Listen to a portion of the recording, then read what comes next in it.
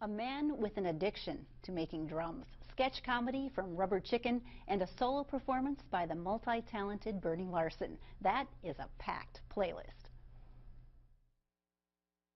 Funding for the playlist is provided by the citizens of Minnesota through the Minnesota Arts and Cultural Heritage Fund.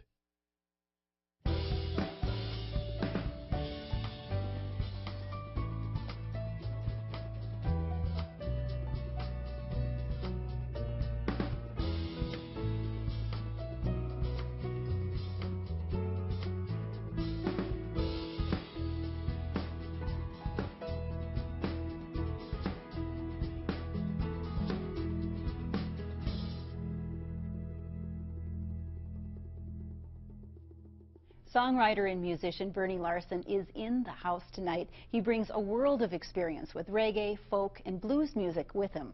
Please welcome Bernie Larson to the playlist.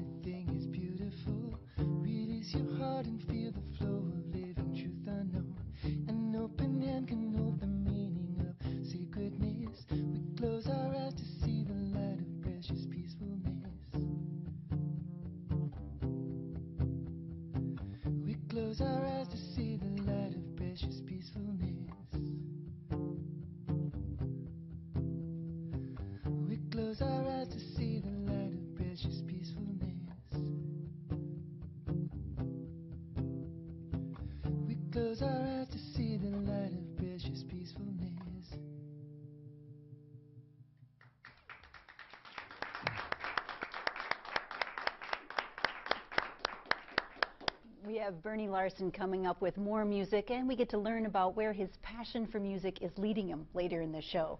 Now, addiction drums are increasingly familiar to musicians across the country. Duluth drummer and craftsman Alain Jensen builds drums in his Duluth studio.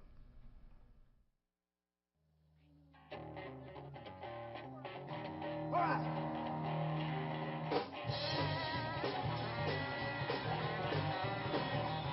Hear the rooster, he crows at the break of dawn. Hear the rooster, he crows at the break of dawn. This is where I come to get all my exotic wood and hardwoods. Morning, Bob. The Duke is great. Use a lot of wenge. The zebra wood is really popular with this grain. Yeah, ipe, this is one of the harder woods. Bubinga is a really popular wood with drummers. Basically, the rule of thumb is a harder wood is a higher and brighter sound. It's not just about look, you know, it's what you want the drum to sound like. So, yeah, and there's plenty I haven't tried yet, so I'll always be coming back for more.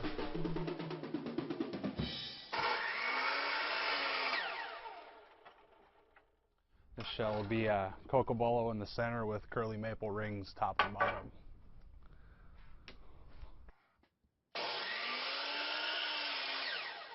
I like to use the same piece of wood for a particular ring just because it gives a more even kind of flow to the drum, and there are schools of thought that a different tree may sound different, so it kind of keeps sonically keeps everything the same too if you use the same piece.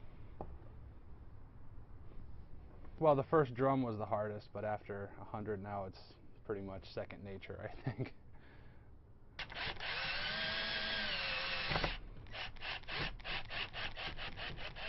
So that's it for the rings. That's how those are done.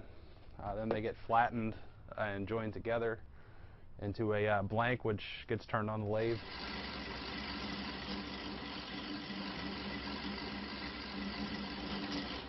I kind of just decided right now that I wanted these two surfaces to be roughly parallel, and I'm checking the beads here, or what will be the beads, for even thickness, basically. Okay, just a little sanding and that'll be ready to go. Call that a finished shell. If you look at the shell rack, I love every one of them over there. Well, this is Jara for the outer wood. The inside is maple burl. This is wenge, curly maple, and zebra wood. A lot of it's the aesthetics of it, and a lot of it's the sound. I like to use woods that are going to sound right together. I like to work with anything I can find, really, you know. I mean, I love to use these exotics and stuff, but when I come across something interesting, I'll grab it and use it.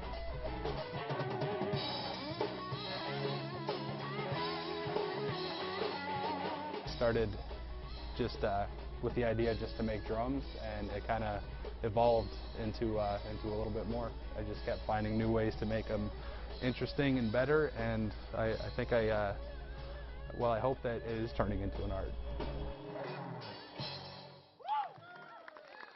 Thank you so very much. So tech rehearsal is the time to work out the kinks when it comes to theater productions. It's the set and sound and lighting designers coming together to merge their ideas into a cohesive show. Now, the Duluth Playhouse granted us access to the stage for a behind-the-scenes peek at its current production of The Sound of Music. Please report to stage if you're called. Nuns, Marina. You got to start with point A, and we're getting to point B, and it might be a real wiggly line getting through there. My name is Jeff Brown. I'm the production manager at the Duluth Playhouse, and we are working on Sound of Music. A set like this is defined by lights. So, you know, the lights are going to tell the story in a lot of ways. It's all interpretation. We try to make it real but not real. Like when we're outside, we might put on some breakup patterns with leaves in them, and then add blues and ambers to represent the sun or the moon and stuff. So it's really a lot of textural layering on top of things. And then with songs, we'll use like spotlights, so then you can really bring in color and, you know, more of the feeling of the song, you know. This is a really unique idea that the set designer Curtis Phillips came up with. Rather than having a very detailed Bond trap residence. We got some windows, we got a couch, and we got a table. Just very to the point. This is all that we need. People in the back get just as good of a view as the people in front. It's almost like they're springboarded into your lap. So there's not a bad seat in the house with a set like this. We're trying to break that fourth wall with sound, so to speak. I'm Anthony Nelson. I am director of The Sound of Music for the Duluth Playhouse, opening December 1st. It's going to be fabulous, it's going to rock, and everybody should see it. You can discover more arts happenings on our website, theplaylistonline.org. And believe me, there are lots of things going on. Gallery hops, art open houses, music, theater, and more. And you can check out links online, get the latest updates on our Facebook page, and follow along on Twitter at PlaylistMN. In our gallery tonight, photographer LaDonna Tornabean's latest. It's called Moved by the Sway of Passion, and it comes from the Master Framing Gallery here in Duluth. Now, local galleries have a lot to offer, especially during the holiday gift-giving season. Remember that. Now, the annual holiday review from Rubber Chicken Theater puts a humorous spin on the season. Take a look. And now, a sketch about Twilight, written and performed by people who have no clue about Twilight. Lights up.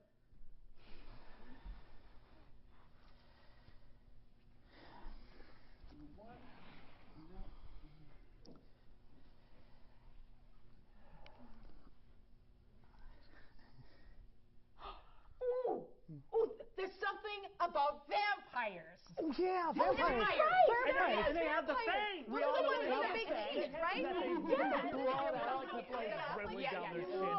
And then, they're mysterious. They live in the dark castles. That's what it's about. Yeah, the vampires. Yeah. So they just rhyme? No, that's an old thing. Not. Oh, you know what? I read in Entertainment Weekly that the vampires in the movie aren't regular vampires. They're different somehow. Oh, I read that too. They glitter. They glitter. Got it. Yeah. Oh. Got it. And they sparkle. They sparkle in the sunshine.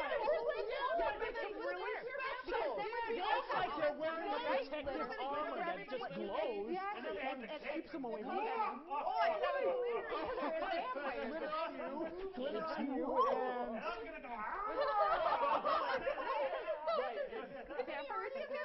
And after that, I remember that.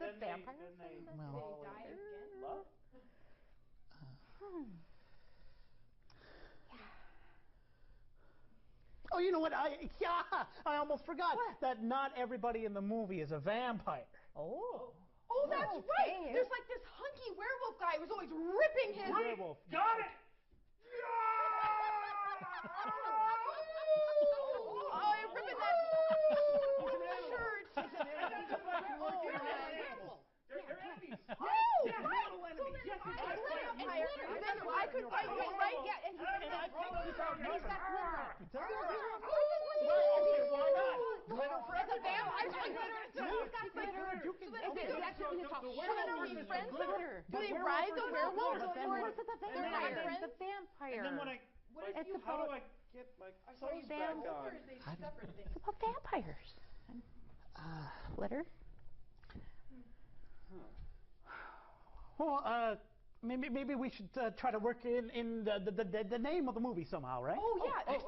So what is the name? What is the name again? Well, Twilight, right? It's Twilight something. Twilight. It's like Twilight with the colon.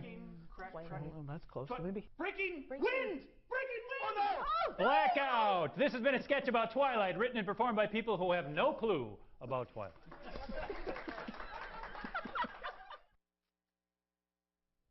Well, Brian Matuszak is here, and you are the guiding light of Rubber Chicken Theater. Okay, opening night is tomorrow night, and besides Twilight, who else is getting the skewer?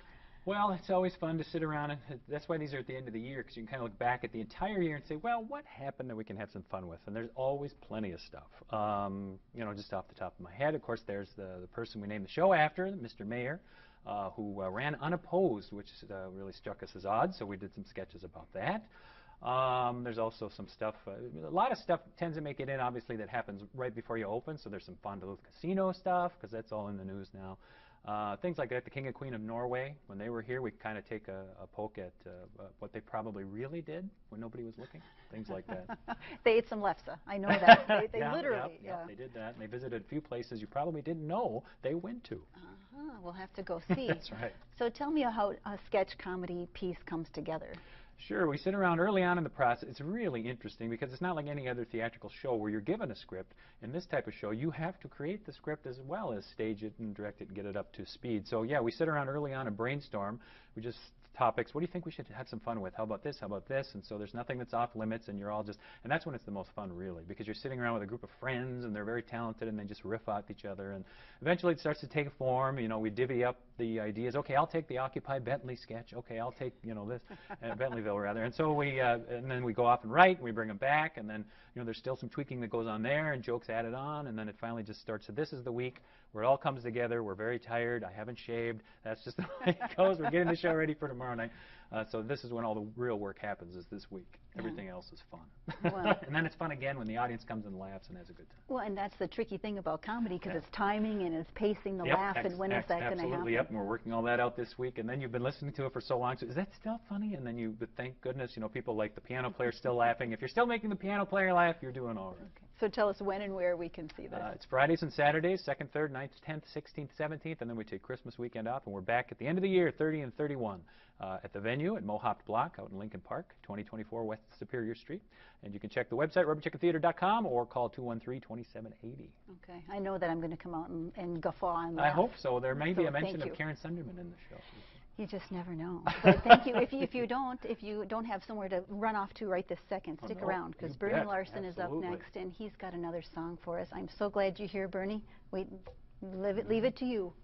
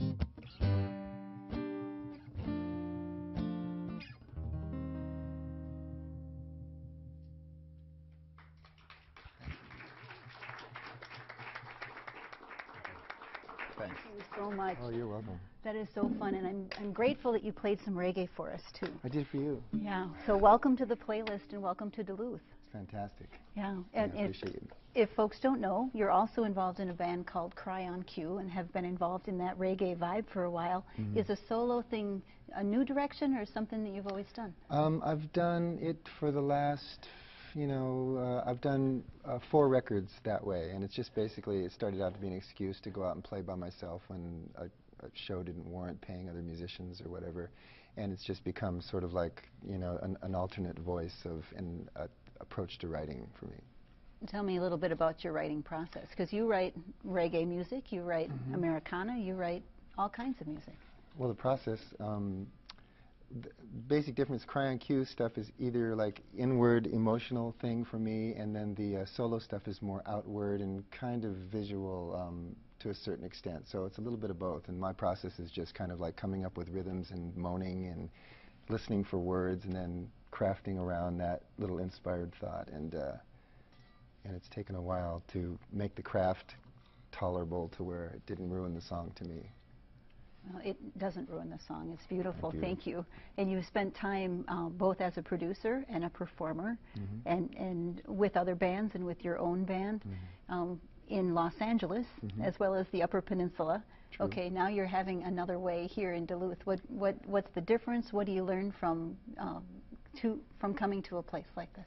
Well, I think the biggest difference of a place like Duluth and Los Angeles is that there's just more genuine values in as far as art's being performed and created here. In Los Angeles, since the industry's there, most people that are doing it, with the idea of getting a song placed in a television show or a movie, and so you sort of like, you lose that doing it for the sake of you have to do it or you're going to, die or something, So there's more genuine sort of innocence and motivation in a place like this or in the Upper Peninsula than there is in Los Angeles. And to me, it's like I worked as a professional, and then when I moved to the Midwest, it was like I was reborn to what the creative thing was really about, because I was never really part of the corporate music world as far as like my feelings went. It was just a job for me, for a long time. So. Well, you do it beautifully. Thank you. And I'm really glad you're here to share your music in the next, hopefully, couple of weeks. Maybe we can talk them into sticking around longer than that. But next gigs? A couple of gigs at the Brew House on the 14th and the 21st and the 28th, 3 weeks in a row. And then New Year's Eve at Tycoon's, and various gigs in Wisconsin and Michigan, kind of in between. So. Okay. It's going to be. They're all going to be very cold gigs. All I can say is dress warm. Wear long underwear from May till exactly. August. Yeah. Well, welcome, and I know you Thanks. have one more song for us, and we'll be looking out for your releases and solo gigs, as well as playing with Cry on Cue. And thank you for watching tonight. We wish you a great week, and remember to go out and support your local artists. One more song. Thank you. Thanks, Karen.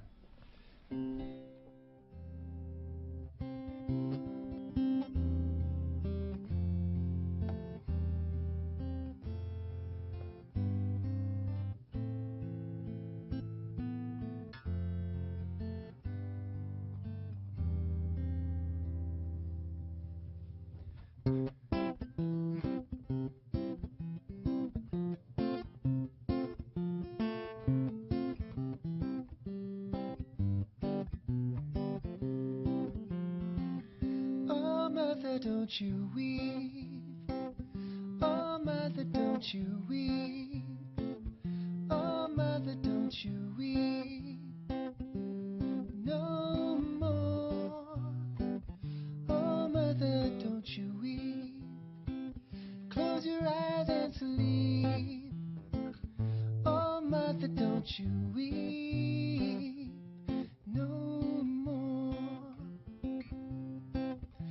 That man that told you he would keep your heart so safe, so safe,